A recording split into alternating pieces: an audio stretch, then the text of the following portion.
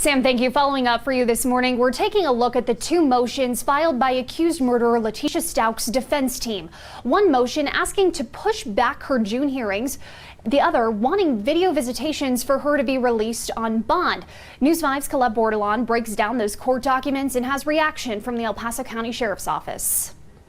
The biggest takeaway I got from the sheriff's office is that attorneys can still virtually meet with their clients. They just have to schedule it online first. Now, before we get into it, it's important to note the sheriff's office is not talking about the Stauch case specifically throughout this story. They're addressing their new procedures that apply to all inmates.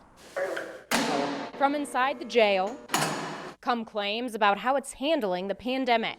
Is there some gamesmanship going on between the prosecution and the defense? Attorney Stephen Longo is talking about the two new motions filed by Letecia Stauch's defense team. One that says the only way for counsel to talk to their client is in person, but saying they're too concerned about the spread of the virus to do so. From the defense's perspective, it's with the stakes this high, with this much evidence, anything less than full access to our client is not sufficient. The motion also targets the testing at the jail, saying they can't guarantee an inmate doesn't have the virus because not all have been tested. So we have a very robust screening process. Jacqueline KIRBY of the sheriff's office says that includes a temperature check and a series of questions to show if they need to be isolated or tested. Quick changes that we made have helped keep our inmate population free from COVID. Plus, she says many of the protocols put in place because of the pandemic have reduced the jail's population by around 30% since the start of the year. Wards that are completely empty where we can isolate inmates. They typically have a facility on the jail's campus where people can come for video visitations.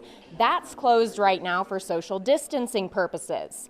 But that doesn't mean video visitations have stopped entirely. Early on, about March 19th, we put something out letting attorneys know this is going to be our new process. You do need to call ahead. Those online sessions are a bit more complex to schedule in special management wards like where Stauch is kept, because those inmates only have 1 hour of what's called unlock time during the day. Attorneys have the ability to visit with their clients after 8:30 in the evening online free of charge, because we recognize that there is a concern of coming into the jail. Those online calls after 8:30 for inmates in the special management wards are only meant for professional visits. They're scheduled through an online vendor, not the sheriff's office. But if you're having any trouble making an appointment, call the sheriff's office and they'll help you out.